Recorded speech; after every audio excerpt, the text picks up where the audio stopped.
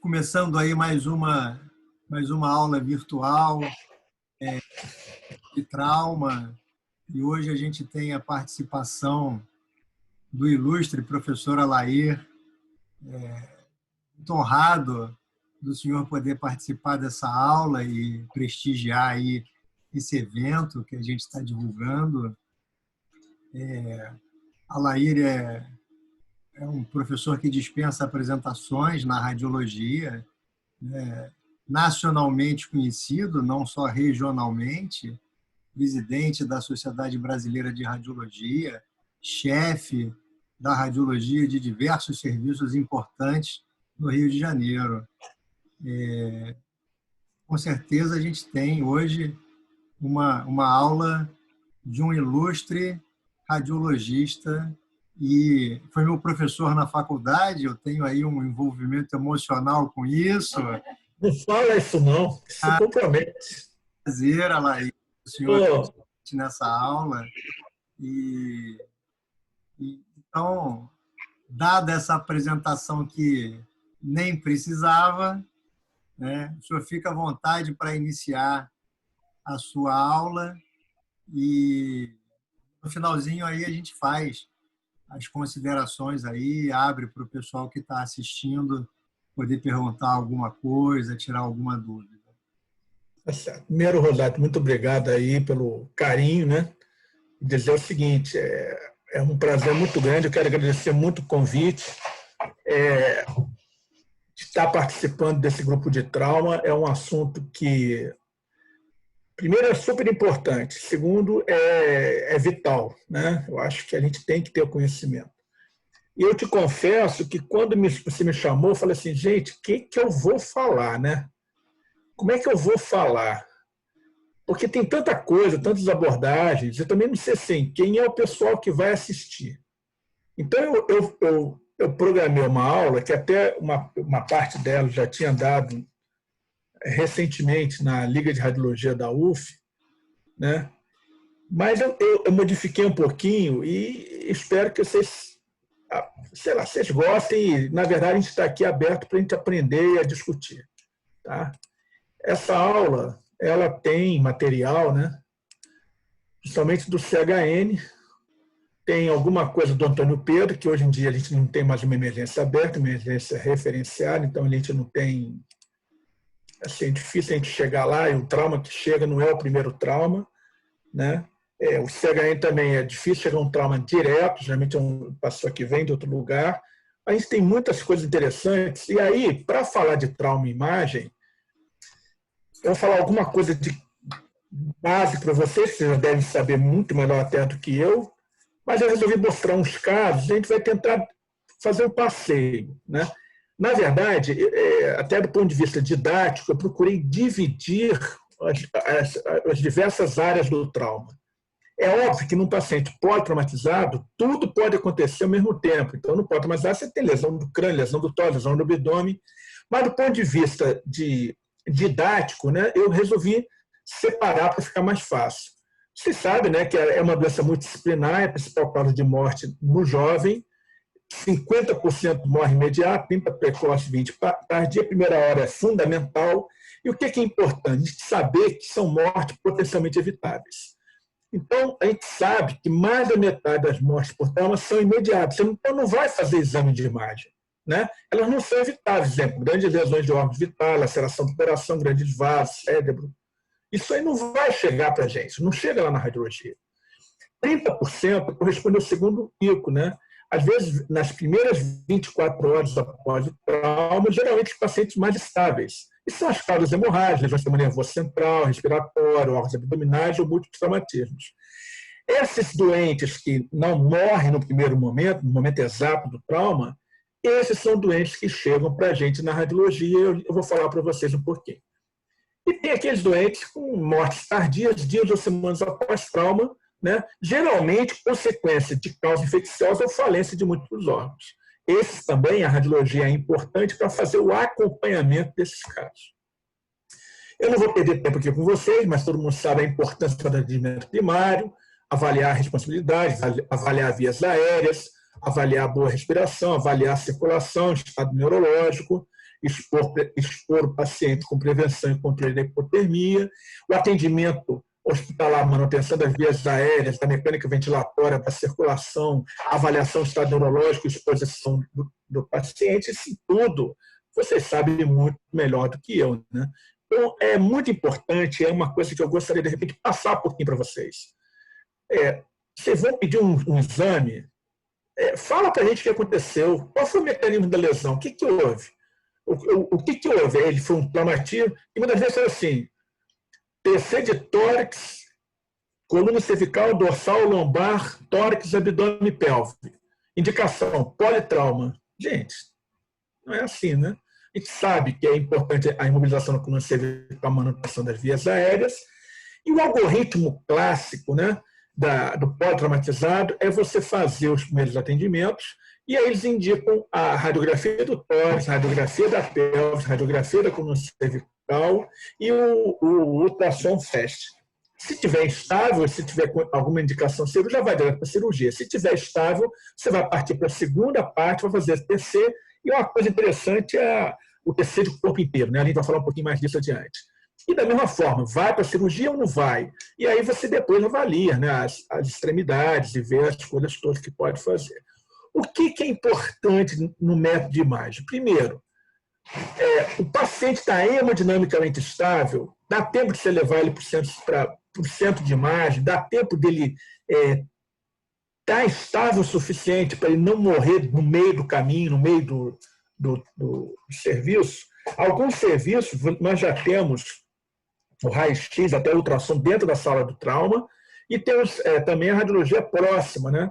Mas é uma coisa importante, se sinais e sintomas vão justificar uma cirurgia, o raio-x convencional já é suficiente para o diagnóstico, quer dizer, eu não quero fazer um diagnóstico de pneumotórax lá no CT, quero fazer logo no raio-x na hora que ele chegar, né?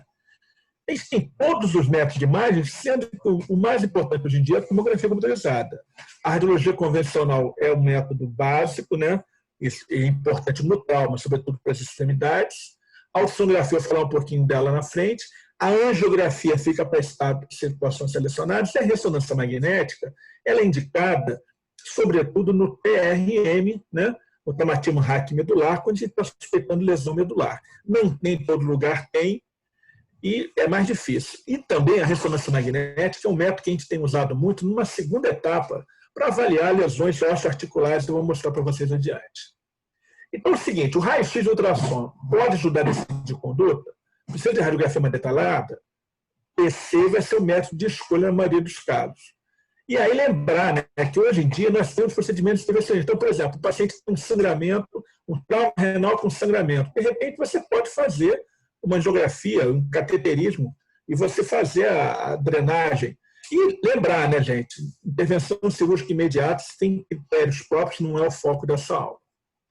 Em relação ao ultrassom, é um método super rápido, invasivo, a imagem em tempo real, não necessita preparo, nem meio de contraste, a gente faz na beira do leito, o paciente não precisa colaborar, tem capacidade multiplanar, excelente para a víscera maciça, vê muito bem líquido livre, e isso é um dado muito importante no trauma, e a gente consegue visibilizar até peristalses de alça. Lembrar que o ultrassom tem limitações, né? Obesidade acentuada, a gordura ela reflete o ultrassom, então eu não consigo no paciente obeso ver tudo que eu quero. Um trauma aberto com exposição de víscera, né? Esse caso de queda do trem que eu via muito no Souza Guiar, esse caso aí a gente não vai ter lugar para a gente colocar o ultrassom. Quando tiver distensão aguda acentuada, na avaliação do reto peritônio, a tomografia se mostra muito melhor que o ultrassom, porque o gás também bloqueia o ultrassom.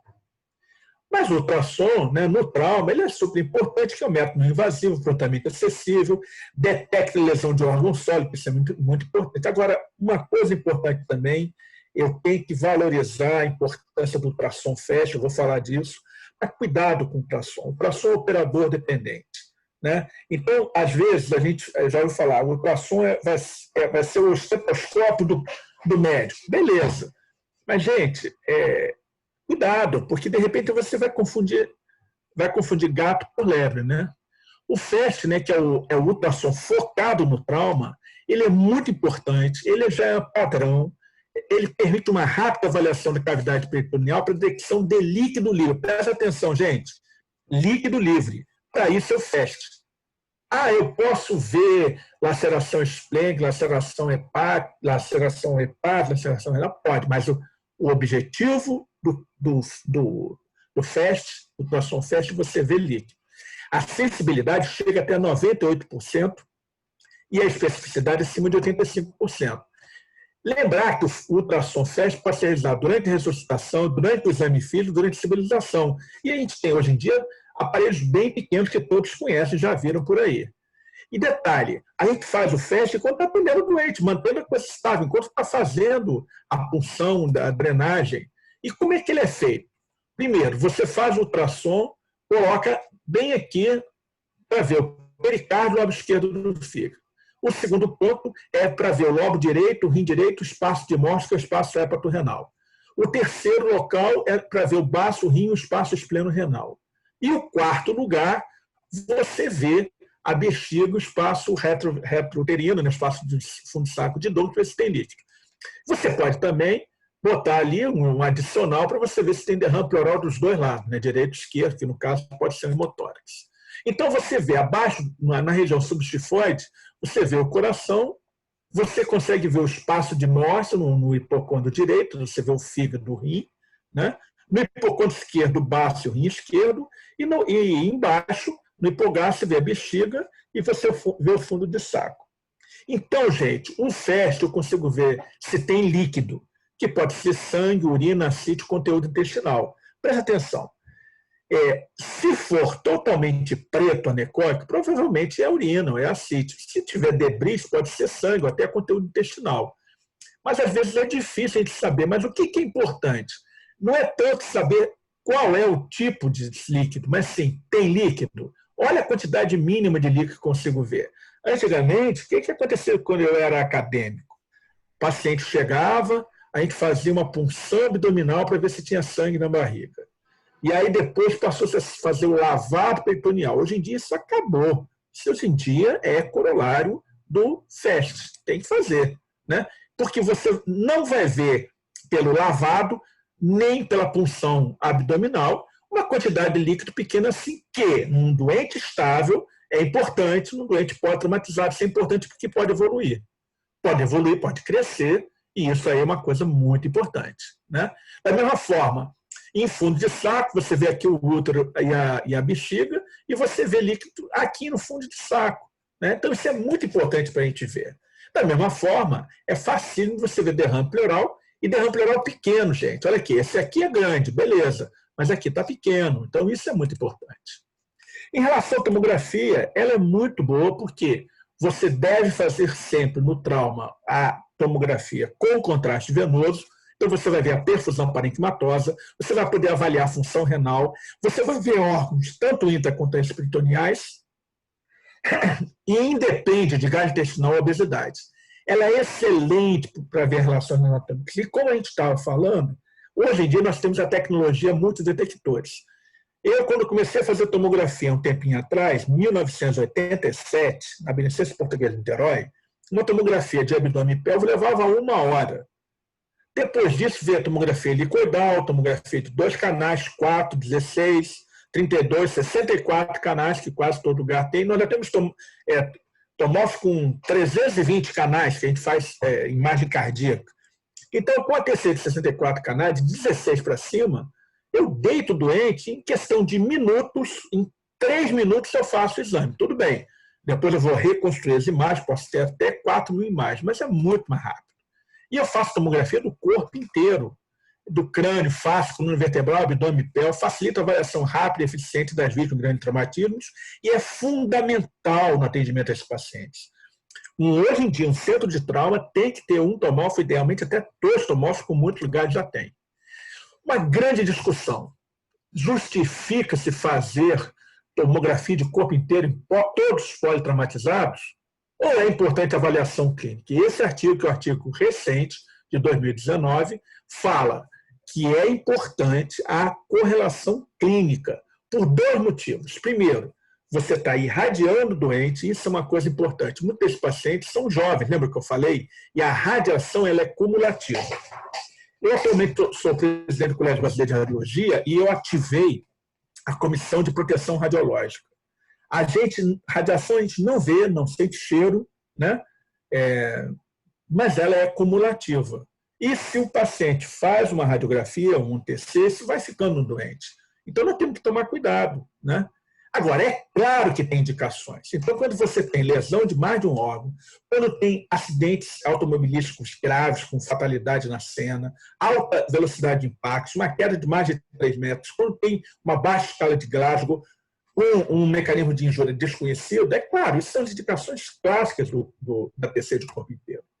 E nesse trabalho ele mostrou que justamente o acidente de tráfego, a alta velocidade e a queda acima de 3 metros são as principais causas, né? E você pode esperar principalmente injúrias maiores, em 61 casos aqui, e 20 casos de injúrias menores. Detalhe, nós também podemos achar casos não esperados, injúrias não esperadas nesses doentes. E também nós podemos ter o TC normal. Aí fala assim, vamos fazer uma avaliação, então, da performance de um centro de trauma com o TC normal. O TC normal foi mal indicado. Não, gente, o TC normal no centro de emergência, no centro de trauma, não quer dizer mau atendimento ou indicação errada. Este é um dado fundamental na evolução do doente. Tá? Da mesma forma, né, você vê as injúrias maiores no CT, né, injúrias menores, então você vê que tem bastante coisa. E detalhe, quando você tem injúrias maiores e injúrias menores, né, quanto maior a injúria, você consegue avaliar clinicamente, já esperar isso aí. Né? Então, para ficar mais interessante, eu vou botar alguns casos, como eu falei, eu botei casos de trauma leve, causas pós-traumatizadas, a gente vai discutir. Vamos começar com trauma de coluna? Esse caso aqui é uma paciente do sexo feminino, de 56 anos, natural da Paraíba do Lar. Estava com queixa de dor nas costas. Chegou na emergência com dor lombar, já falando ao mês. E tinha queda, após queda, em pé de 2 metros de altura. O exame físico fez laboratório preservado, mas tinha dor, palpação das apólices espinhosas na transição tórico-lombar. A radiografia simples mostrou um colapso de vértebra. Acabou. Não tem desalinhamento, não tem compressão, está definido o caso dela. Lembrar também que você deve fazer a radiografia do pé. Ela falou para a gente, olha, a dor lombar aconteceu depois que eu caí. Então você tem lá, fratura nos calcâneos. Beleza, fechou o diagnóstico. Esse outro caso era um paciente de 34 anos, masculino, com acidente automobilístico que teve trauma cervical por chicote. E você vê uma fratura no processo odontoide. O que é importante disso? Você vê o alinhamento, vê se tem um hematoma epidural, vê como é que está isso aí. Esse outro caso é um paciente de 48 anos, também vítima de acidente de automóvel, também o mecanismo foi movimento em choque. E o que você vê? Várias fraturas nos processos espinhosos. Aqui você vê a reconstrução sagital, a reconstrução tridimensional, e aqui você vê o afastamento no plano axial. Então, a gente adquire a imagem assim. É fundamental nos casos do trauma as reconstruções, sejam coronais, sagitais, e sempre que houver comprometimento ósseo, as reconstruções tridimensionais. Isso te dá uma ideia muito melhor. E detalhe, esse tipo de fratura é uma fratura comum em acidente de carro, mesmo com centro de segurança.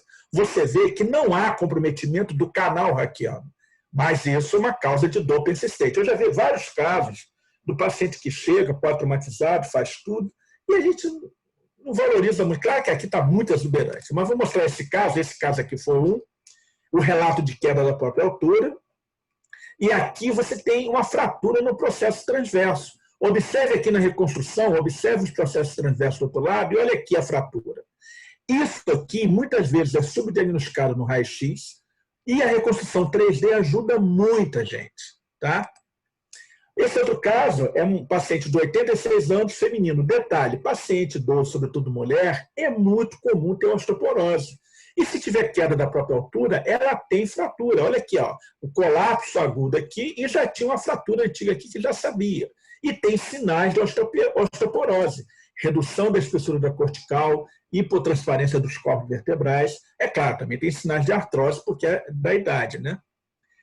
E aí, nesses casos, na mulher, nos pacientes idosos, aqui é uma mulher de 91 anos com queda da própria altura. A gente pode fazer a ressonância magnética mostrando um colapso muito bom, muito bem visto, e, sobretudo, mostrando um edema, caracterizando uma fratura recente.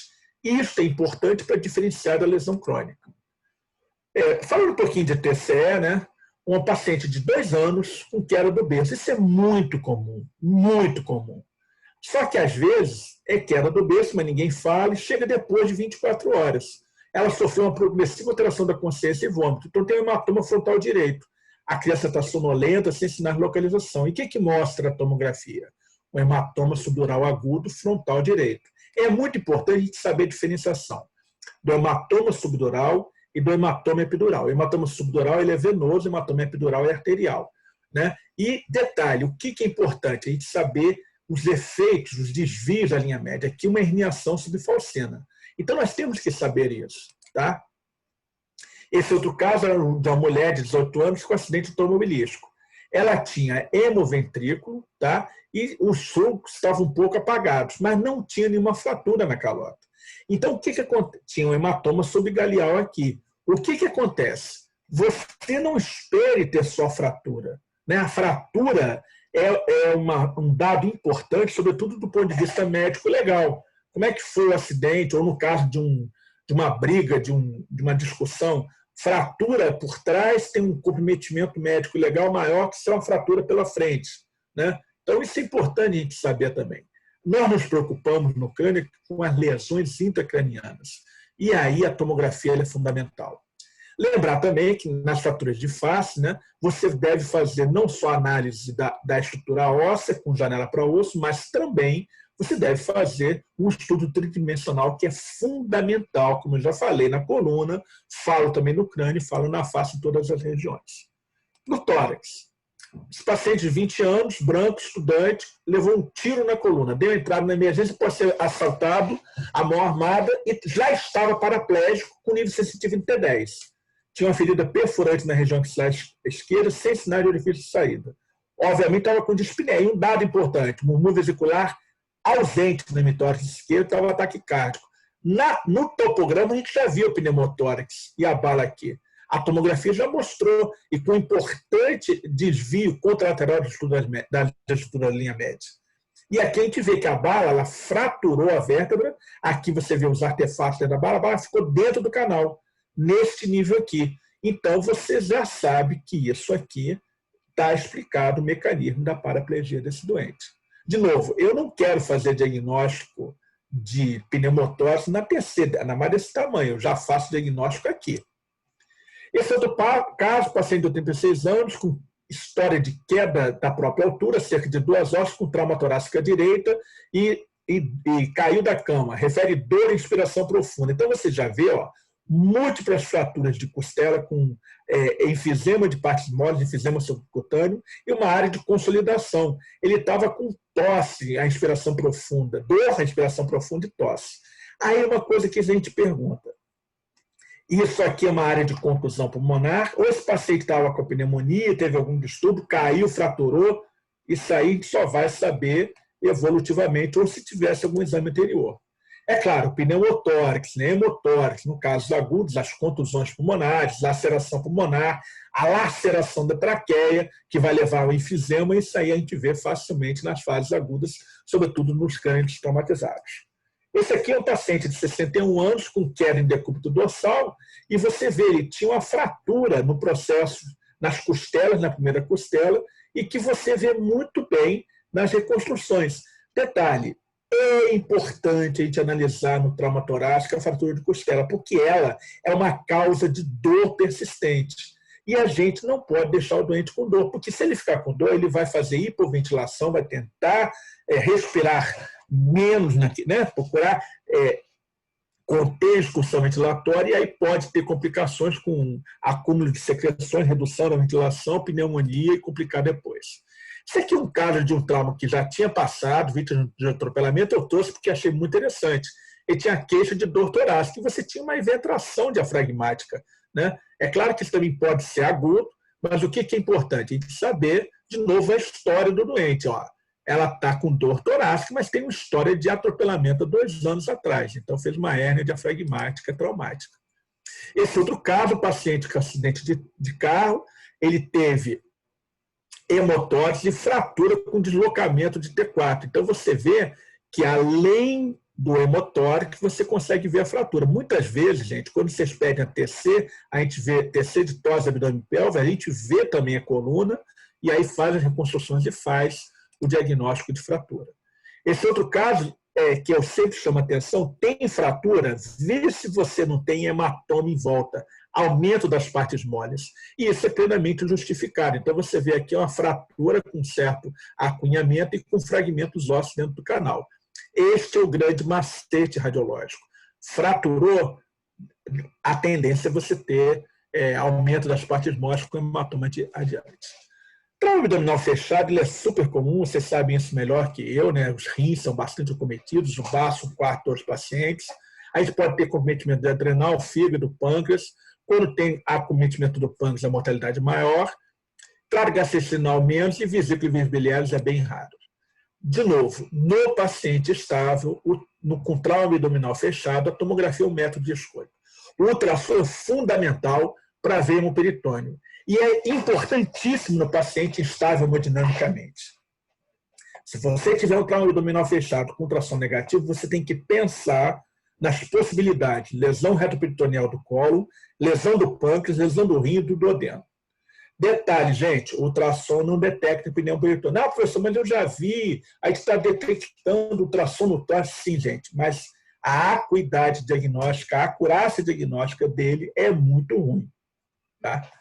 Fundamental no terceiro trauma abdominal fechado, você usar contraste venoso, é fundamental. Algumas vezes, a gente não usa sempre, mas em suspeita de lesões do duodeno, de jejum no proximal e do pâncreas, você pode usar contraste oral também. Ele é muito importante para te dar segurança numa conduta conservadora. Então, quais são os sinais tomográficos no trauma abdominal fechado que todos nós temos que saber? Primeiro, sinal do hematoma sentinela. O que é isso? O hematoma junto da lesão. Você já descobre. Se eu tenho um hematoma perto do rim, onde é que está a lesão? No rim. Né? Densidade das coleções líquidas. Laceração de vesícula, bexiga, intestino delgado, a densidade é menor que a do sangue. Por quê? Porque está extravasando bile, está extravasando urina, está extravasando líquido do intestino delgado. É muito importante prestar atenção se tem líquido entre alças.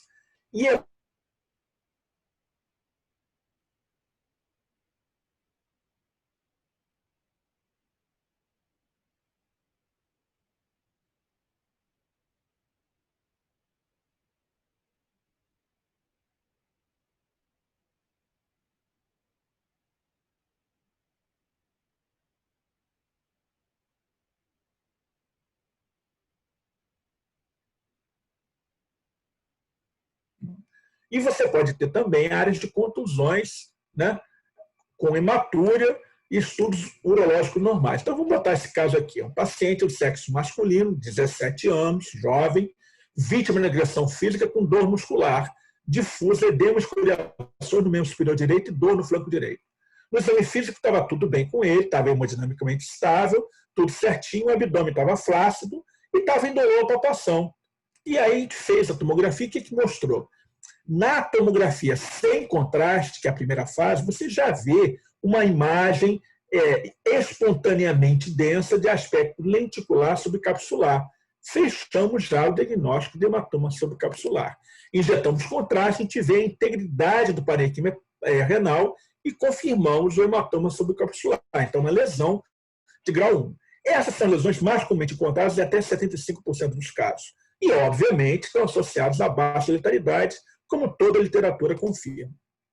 No trauma grau 2, tem um hematoma não expansivo, perirenal e retroperitoneal, pode ter uma laceração pequena, com menos de 1 centímetro de profundidade, não tem extravasamento urinário. Então, nesse caso, o paciente de 22 anos, história de queda da temperatura há mais de 24 horas, familiares negaram TCE, ele tinha um problema, ele tinha uma demência grave e neuropatia periférica. E ao exame, ele estava bem, estava estável, mas estava com dor abdominal e tinha hematoma macroscópica. ele tinha uma anomalia congênita renal, o que a gente chama de rim ferradura, a fusão dos polos inferiores, e tinha uma laceração, um hematoma retroperitoneal. Então, aqui a gente vê na reconstrução coronal, né, nas setas verdes você vê a laceração no rim ferradura, e na seta em vermelho você vê o líquido descendo para a cavidade pélvica. Aqui na porção de união dele, né, do polo inferior, e aqui na reconstrução, para você entender o que é o rim ferradura. Né? No grau 3, já tem uma laceração maior, mais de 1 centímetro, né?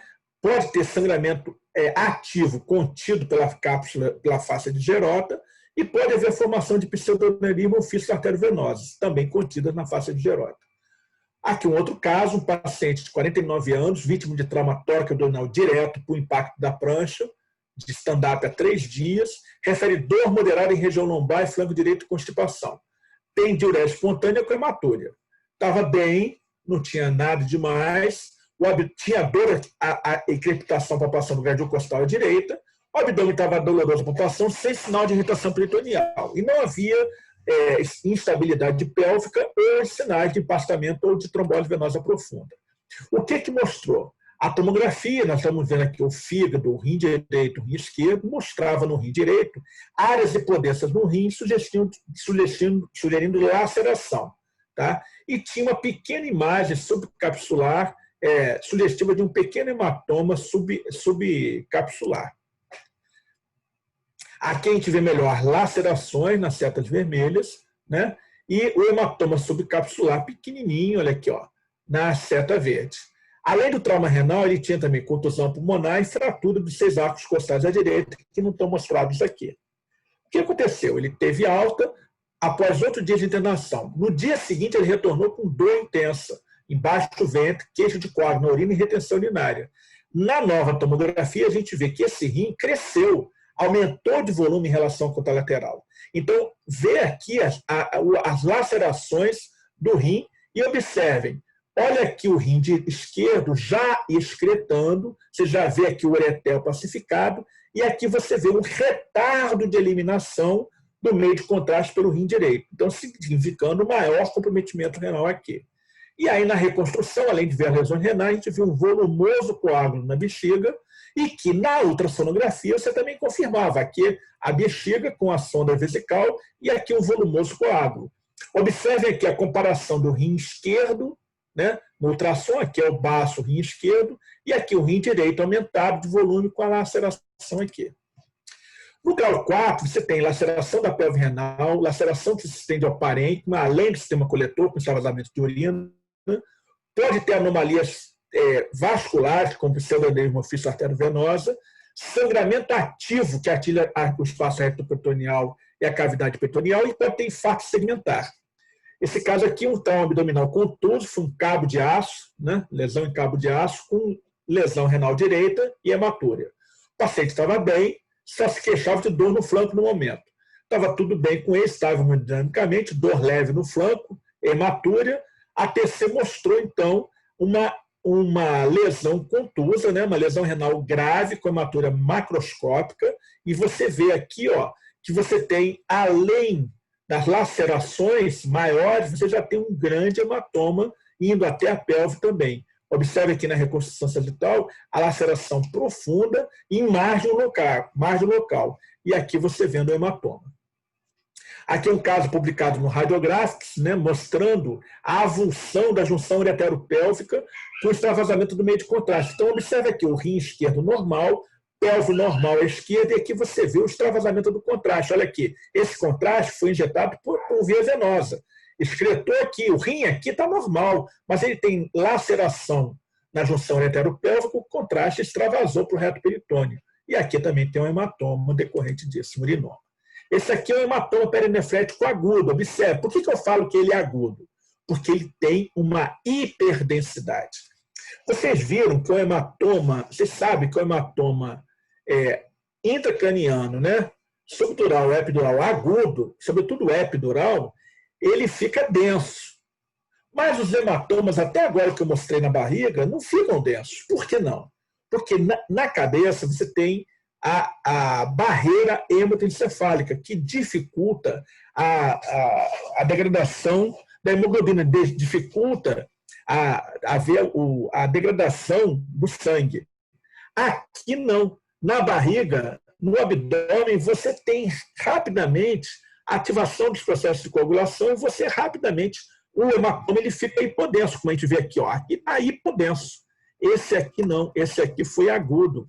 Então, aqui você vê que você tem um aumento da densidade.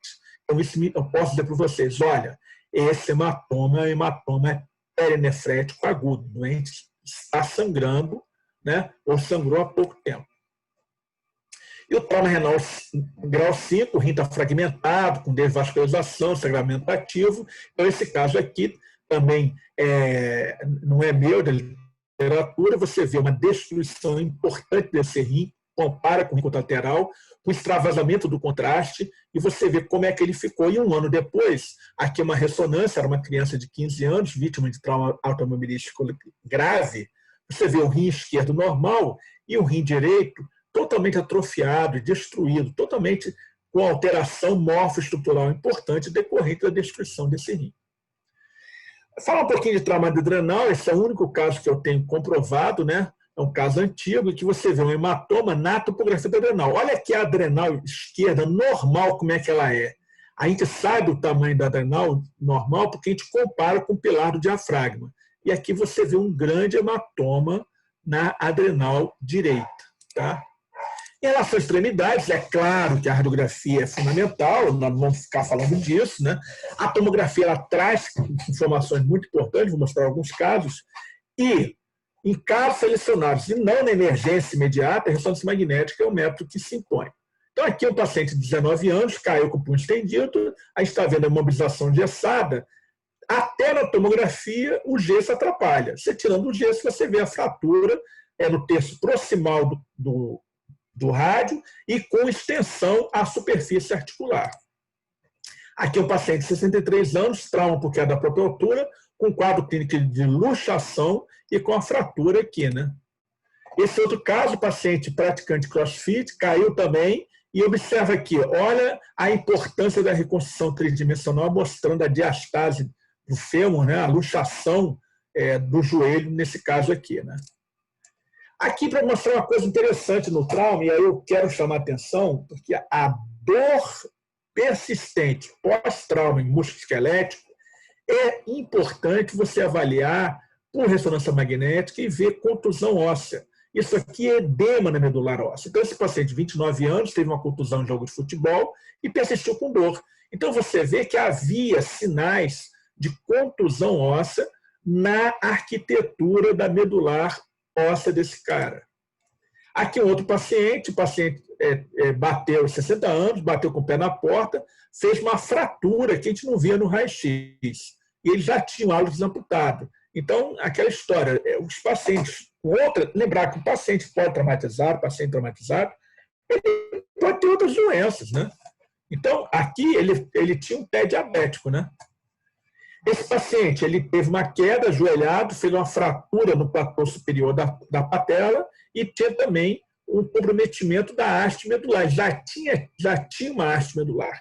A gente sabe que objetos metálicos não são legais para você fazer ressonância magnética, tem uma contraindicação. Mas a prótese ortopédica não é uma contraindicação. E detalhe, pode atrapalhar. É claro que aqui tem artefatos, mas observa, foi muito bom para eu poder ver aqui, não atrapalhou o exame. Outro método que é muito interessante, sobretudo quando a gente quer afastar a lesão vascular, é a angio-TC. Aqui um paciente em que havia uma suspeita, um grande aumento de partes moles após trauma, e aí a angio-TC mostrou que não havia comprometimento vascular. Outra coisa importante, como eu já falei, é a importância das reconstruções tridimensionais. Isso te dá uma ideia muito boa, dá uma ideia muito boa para o cirurgião, para o ortopedista. Aqui você vê fratura de costela em mais de um lugar, facilmente identificáveis pelas reconstruções tridimensionais. E lembrar, né, que no trauma pélvico a importância de você ver os hematomas, aqui no caso um hematoma, fazendo uma bexiga com aspecto piriforme, clássico, que antigamente a gente fazia uretrocistografia para ver isso, na verdade hoje a gente faz a tomografia com contraste, e o hematoma ia até a região escrotal nesse caso. Lembrar que falhas de enchimento no paciente politraumatizado, o princípio é a possibilidade de coágulo, né? E lembrar também que no trauma de bacia, você sempre tem que analisar, como todo trauma, janela para partes moles, como também janela óssea, para você ver as fraturas e ver as relações articulares aqui. Esse é um outro caso da literatura, do radiográfico, um homem de 41 anos, colisão automobilística, com rotura extraperitoneal da bexiga, e aí a importância do extravasamento do contraste indo até a região do pênis da bolsa escrotal desse lado, né? Aqui é um outro paciente, teve um acidente automobilístico, e aí a calota craniana foi sepultada dentro do abdômen, mas ele também tinha uma fratura na asa do ilíaco direito. Olha aqui a asa do ilíaco esquerdo normal, e aqui a fratura com descontinuidade desse lado e um hematoma em partes moles adjacentes. Em relação ao trauma de colo e reto, geralmente ele é lesado no trauma, a lesão do reto é mais comum no trauma penetrante, o diagnóstico pode ser difícil, um trauma contuso, e o tratamento não é o objetivo dessa aula. É muito importante você avaliar, quando você suspeita de lesão de colo e reto, né, de trauma contuso, fazer o contraste venoso e, às vezes, até o contraste retal ou o contraste oral. O estudo trifásico, que é aquele que você faz na parte arterial, venosa e tardia, ele melhora muito a investigação. Tem uma sensibilidade de 64%, mas a especificidade chega a 97% e a acurácia em 82%. Então, nós sabemos, né, também existem várias classificações, aqui uma delas, você pode ter hematoma laceração, né, um grau 2, você tem menos de 50% do cólon com laceração, grau 3, mais 50%, grau 4, transecção do colo, e grau 5, transecção do colo com perda funcional e segmento devascularizado. Esse aqui é um paciente pós-traumatizado, 64 anos, que foi atropelado, ruptura do diafragma, com herniação do colo com hematoma mesentérico e foco de sangramento, além de fraturas em processos transversos e fraturas pélvicas. Então, nesse caso aqui, é muito importante você fazer o TC de corpo inteiro, né? Aqui uma lesão penetrante, uma faca no flanco direito, tinha uma lesão no colo ascendente com moderada quantidade de líquido livre. O que eu acho muito importante no trauma? É isso aqui, um time intra-hospitalar. Isso aqui é publicado em literatura, né? Então você tem tudo, cirurgião de trauma, cirurgião torácico, cirurgião vascular, neurocirurgião, radiologista, até cirurgião plástico, ortopedista, o emergencista, o anestesista. Todos nós temos que trabalhar com foco no paciente. Então, é fundamental a integração total das equipes e entender que ninguém é dono de si. Na verdade, nós temos todos um olhar para o paciente. Então, é fundamental no trauma a cooperação interdisciplinar ilimitada, a mútua troca de informações. Esses são os princípios fundamentais para o manejo e o tratamento do trauma com sucesso. Quero agradecer ao Túlio, a Leonardo, a Elisa Tonomura e o Hélio Machado, que é a nossa equipe do trauma do CHN, e toda a equipe do nosso Centro de Imagem CHN, que me ajudaram a montar essa aula e trabalharam, dão os plantões e veem esse caso na hora.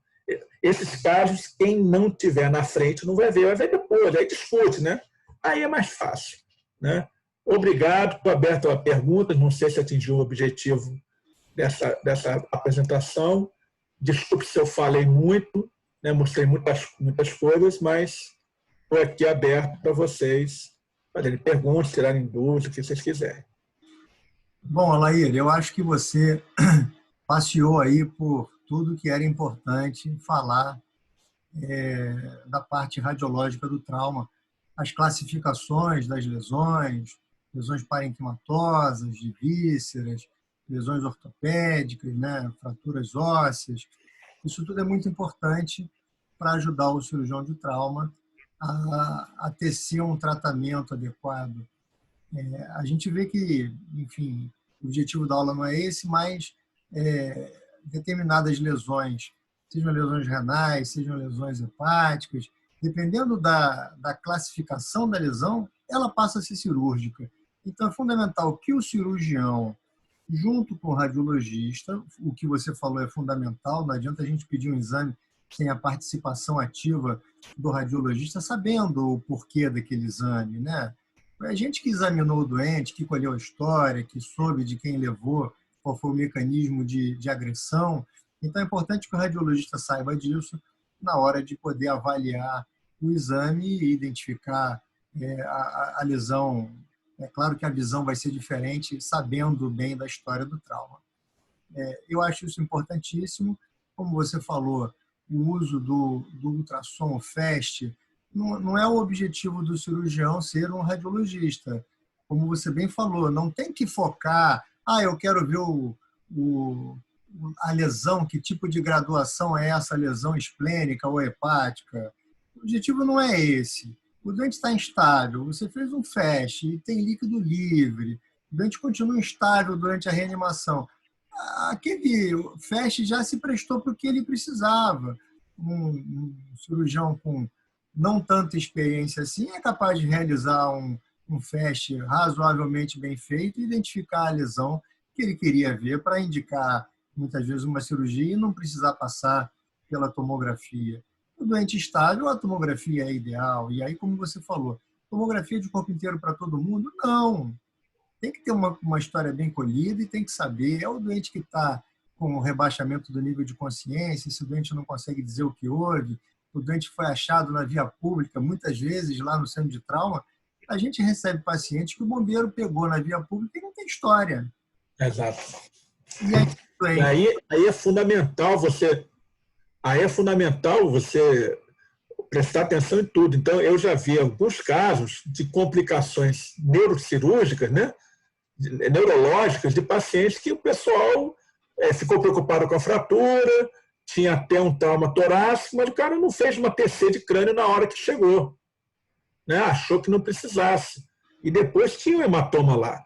Detalhe, às vezes o paciente é até um paciente de rua, né, que morador de rua, ele muitas vezes tem outras doenças, por exemplo, ele é alcoolista. Então, ele, de repente, ele pode ter tido hematoma subdural, pode ter caído, e, de repente, na internação isso piora. Eu já vi alguns casos assim. Isso é importante porque nós temos o atendimento da urgência, né? E aí, na aula, eu não coloquei a classificação de trauma hepático nem esplênico, eu quis me focar só numa, para a gente não estender muito, que, na verdade, cada coisa dessa é uma aula, né? Você sabe, né? As PECs são cada um de uma aula. Mas eu achei importante escolher a renal, porque é justamente mais difícil a gente fazer. Agora, se você não estiver atento, você vai deixar passar. Por exemplo, aquela fratura do processo transverso, deixaram passar no primeiro momento. No dia seguinte, quando o radiologista sentou e foi dar o laudo, não tem nada, porque você fica preocupado com as outras fraturas, né? O desalinhamento grande. Não, tem que olhar tudo, né? Porque depois você também pode ter algumas complicações. E eu acho também importante isso, né? A gente está junto, né? Isso aí é fundamental, né? Eu não acredito no eu sozinho. Eu acho que é fundamental o radiologista estar participante, acho fundamental a integração com o cirurgião, com o emergencista. É claro, gente, às vezes a gente não sabe, como você falou, nada da história do doente. E aí a radiologia se impõe, né? Desculpa se eu te cortei a palavra aí. Não, muito bem colocado. Eu acho que essa observação foi muito importante. É necessário que o radiologista esteja completamente integrado ali ao exame. Nem sempre isso é possível pela própria estrutura das emergências, dos hospitais. Em alguns locais você tem uma integração assim maior. Lá no centro de trauma a gente tem uma tomografia dentro do centro de trauma, né? Nem sempre o radiologista está lá. Então, muitas vezes a gente acaba avaliando esse exame sem a presença, mas tendo examinado o doente, vendo as queixas do paciente, a gente solicita que o radiologista vá lá.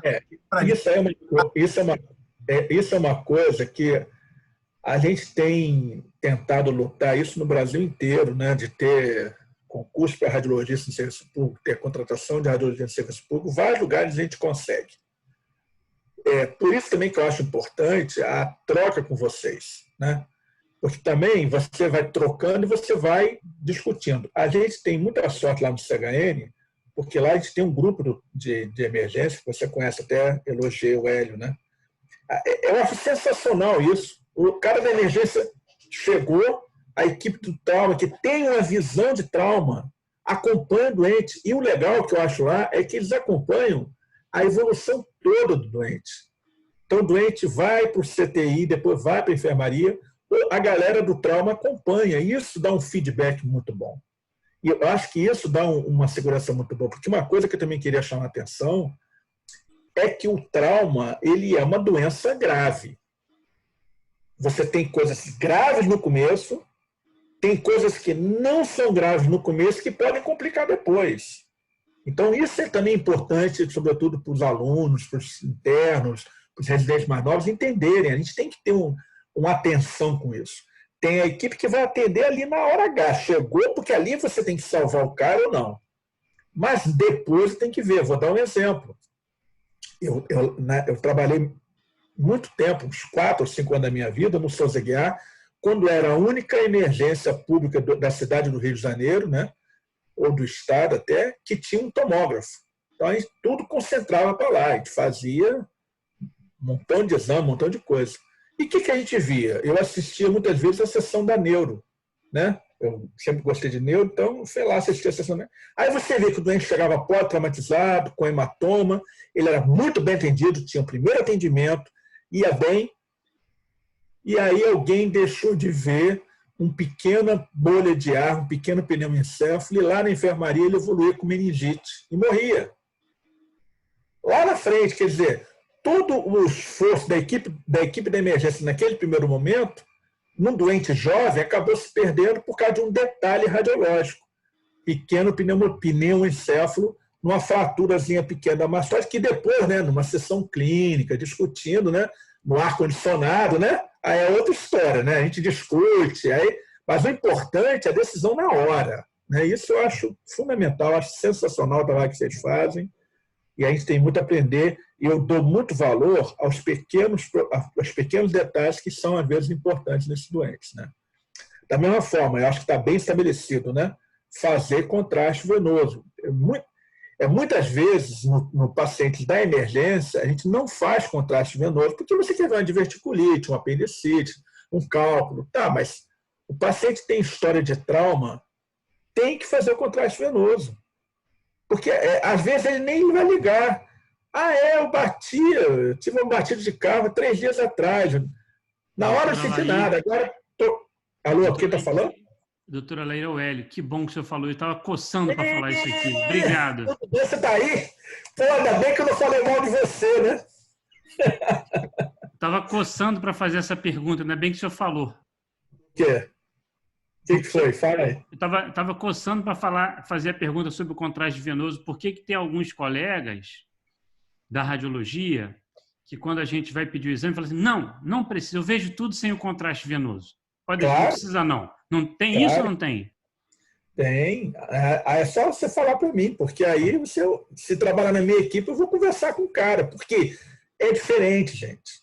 É diferente. Você não vai ver laceração renal nem hepática pequena sem contraste venoso, não vai ver. É claro, uma laceração enorme, um hematoma enorme, qualquer um vê, né? Agora, o que é importante? Sangramento ativo, você vai ver sem contraste? Não vai. A preocupação que a gente tem é que na radiologia a gente se preocupa muito com as comorbidades, se preocupa muito com a lesão renal, se compromete se tem muito receio da nefropatia pelo contraste. Só que hoje em dia, primeiro, os contrastes estão muito mais seguros que antigamente. Segundo, a maior parte dos contrastes hoje em dia, a maior parte dos serviços só injeta contraste não iônico, que tem 10 vezes menos reações adversas que os outros. Então, hoje em dia é muito mais seguro. Quando eu comecei a fazer tomografia, os contrastes que a gente usava eram o contraste iodado e iônico, né? O IPAC, não sei se você lembra do IPAC, né? Relieve. Esses contrastes salvaram vidas, mas também deram um montão de reação. Hoje em dia está muito mais seguro de fazer. Agora, Enetix, Cerebrix é mais tranquilo? O Enetix ele é um contraste da GERB, o Telebrix também. Agora, o que é importante você saber é que a decisão é estratégica. Você está com um doente grave ali. Você tem que definir. E se você não definir ali, porque não fez o contraste, é um problema. Vou contar um caso que aconteceu ontem comigo, que não foi de trauma. O paciente já foi 3 ou 4 vezes no hospital, em vários hospitais, já fez tomografia várias vezes. Aí um cirurgião amigo meu pediu para me dar uma olhada.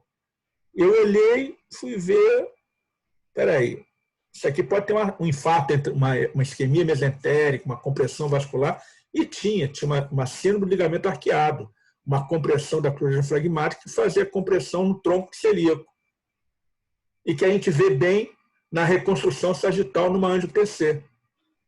Aí eu falei com ele, olha, vamos fazer uma angio-TC dele. Não, mas falaram para mim exatamente isso, que não pode fazer porque ele está com comprometimento renal. Gente, presta atenção, se eu não fizer o contraste, eu não vou fazer esse diagnóstico.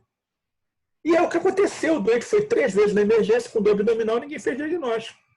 Da mesma forma, isquemia mesentérica, é claro que foge um pouquinho do assunto, se eu não fizer o contraste, não vai. Da mesma forma, pseudoneurisma traumático, eu não vou nunca fazer esse diagnóstico se eu não fizer contraste. É impossível, né? Mas eu me empolguei aqui. Desculpe aí, obrigado. Ainda bem que eu falei bem de você, né? Olha que coisa boa, não sabia que você estava assistindo aí. A gente também no Centro de Trauma, tem um tempinho que ele foi para lá e está trabalhando bem. Então... o Hélio foi importante, né? O Hélio trabalha com a gente lá no CHM, ele foi importante para mostrar a importância disso, né? Revitalizar o trauma, né? Que a gente às vezes fica assim, mas a gente tem que entender que a gente tem que estar... muitas vezes o seguinte, eu não vou me preocupar no hospital privado com trauma porque o bombeiro leva para o serviço público. Beleza, mas depois o doente se estabiliza, o doente vai ser transferido, eu tenho que saber tudo isso. Eu tenho que saber tudo isso, tenho que saber como é que foi, tenho que saber as coisas. Se eu não souber, eu não vou dar um bom atendimento para o doente, o hospital é maravilhoso nenhum do mundo, né? É verdade. Isso é muito importante. E a gente tem que ter esses protocolos todos muito bem estabelecidos para não estar deixando passar nada. Revisar a tomografia com o radiologista é fundamental. A gente cansa de achar coisinhas que a gente não tinha visto inicialmente e na hora que vai rever o exame e discutir com o radiologista como foi o trauma, como foi a lesão e o que a gente viu no exame físico, dali sai, muitas vezes, um diagnóstico que não se teria, né? Então, essa integração é muito importante. A gente vê muitos cirurgiões, às vezes, têm um domínio muito bom de avaliação radiológica, mas não é um radiologista. A gente tem uma visão bem diferente, né? Então, uma coisa que eu aprendi muito, né? Eu aprendi muito no passado com cirurgiões importantes, né? E que a gente via os grandes cirurgiões, eles iam muito na radiologia, discutiam sempre com a gente. Sempre. Então, por exemplo, vou falar aqui de Niterói. No Tegard, Guilherme Eurico, Célio Eduardo, né? O Miguel Chaves, que está implantando o Pedro até hoje. Esses caras, eles sempre se integraram muito bem com a radiologia, né? E muitos outros. Os caras interagem. E detalhe, eu acho interessante, porque esses 3, principalmente, que eu trabalhei muitos anos com eles na Beneficência Portuguesa Niterói de Santa Cruz, o Guilherme Eurico, Célio Eduardo do Tegard, uma coisa que eu aprendi muito com eles era o seguinte: eles vinham discutir o caso com a gente, iam lá, operavam e depois davam feedback para a gente. Olha, aquele caso assim, lembra que a gente achou, não sei o quê? Aquilo foi isso, aquilo foi aquilo. E detalhe, da mesma forma, a bala entrou aonde? Foi para onde? Fez da onde? Como é que está? A garotada fica incomodada, mas antigamente, aqui em Niterói, a gente não tinha radiologista de plantão, a gente ficava sobre aviso. Eu lembro que uma vez, o Célio Eduardo me chamou às 3 horas da manhã para a gente poder discutir o que tinha dado uma bala. Eu fiquei, na época, eu era novo, fiquei assim, cara, não é possível, discutir por onde está a bala, nem está bem. Aí ele me explicou, porque de acordo com o trajeto da bala, eu tenho que fazer uma abordagem aqui, uma abordagem ali, ele pode ter essa complicação, aquela. Então, isso é uma coisa importante. É uma coisa também importante vocês falarem para os radiologistas, sobretudo os radiologistas mais novos, que são os caras, muitas vezes, estão na emergência. Vocês também ensinarem, eu preciso disso aqui por causa disso. Eu preciso definir isso porque vou mudar a conduta. É claro que eu quero ter uma atitude conservadora. A gente sabe que antigamente todo trauma esplênico o baço ia para o balde. Hoje em dia a gente sabe que não é isso. Mas até nisso é fundamental vocês explicarem para a gente. Outra coisa, por mais que a gente avance no conhecimento tudo, vocês têm um conhecimento mais apurado das coisas do dia a dia de vocês, da evolução de vocês, das discussões de vocês. Então eu quero também aproveitar, acho que até encerrar aqui minha participação, ninguém quiser, agradecer muito a oportunidade de vocês me convidarem, espero poder assistir outras sessões de vocês para aprender com você, né? Isso é muito importante. Para a gente é muito importante essa integração. É fundamental. A gente está na radiologia vendo os exames com o radiologista e dando esse retorno. A gente aprende muito com isso. Durante muito tempo eu fiquei enfornado lá na tomografia do HCM. Não tinha o que fazer, a tomografia ficar lá vendo o exame, porque eu queria aprender aquilo melhor, né? Na hora que a gente vai avaliar um doente, é importante a gente ter, quanto mais informação puder, melhor, né? A conduta da gente. E legal também é o seguinte, é que essa troca é fundamental. Vocês acabam interagindo com a gente, vai discutir, e é o que eu falei, o foco tem que ser o paciente. Então, isso que é o fundamental. E é isso aí. Bom, alguém quer fazer alguma pergunta para o professor Alair a respeito de alguma consideração? Olha, depois dessa aqui, deixa eu ver quem é que está aqui assistindo a gente. Doutora Ana Paula Miranda, muito prazer da senhora estar aí. Também sabe bem pra caramba, sabe muito, sensacional. Que isso, imagina. Prazer te ouvir sempre. Olha, o Jean Peter PRC é o Jean Peter lá do Antônio Pedro? É ele. Ele está em todas. Caraca, você é um garoto bem... Ele é interno nosso lá, foi meu aluno. Ainda está no internato, não está, Jean? Entrando agora, professor. Boa noite. Boa noite. Pô, muito legal te ver aí. Né? E abraço a todo mundo aqui. Obrigado aí, obrigado pela oportunidade. E estamos à disposição. Mais alguma pergunta? Obviamente, eu não falei tudo de tudo, mas eu tentei botar uma coisa de forma bem geral, de forma a gente poder discutir isso aí, não ser pesado para ninguém, né?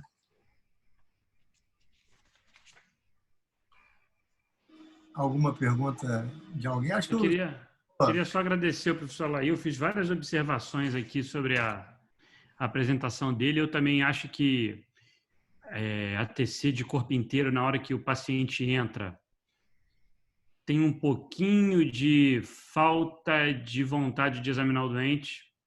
Eu acho ainda que... Eles têm um estudo que chama REACT, que é o que derivou esse estudo que o senhor falou, sobre tomografia de corpo inteiro versus exame físico pelo ATLS e TC segmentada, né? TC dirigida. O resultado é melhor para TC dirigida do que para TC de corpo inteiro direto. Então, o senhor já explicou isso aí. A gente sabe que a tomografia mudou a conduta de várias lesões abdominais, das vísceras maciças. Aí, em cima disso aí, eu ia fazer a pergunta do contraste, o senhor já respondeu. Por que tem resistência, às vezes, de fazer o contraste? A segunda pergunta é assim, às vezes a tomografia, principalmente nos centros que não tem muito traquejo com trauma, até nos que tem, porque eu vi numa escola lá que a gente pegava o doente com trauma e tinha indicação de tomografia, a gente falava o que a gente queria tomografia, levava para a tomografia, discutia com o radiologista, o cara fazia assim, ó, fupt, e mandava o doente embora para a reanimação.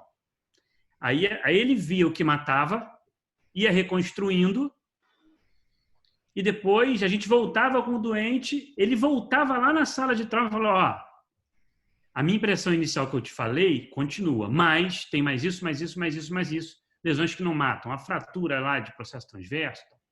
E a gente vê que aqui, nos hospitais que não estão muito maduros ainda nessa conduta, vou dar um exemplo de semana passada. O paciente tinha um tiro que entrou no pré-córdio e saiu aqui no flanco direito.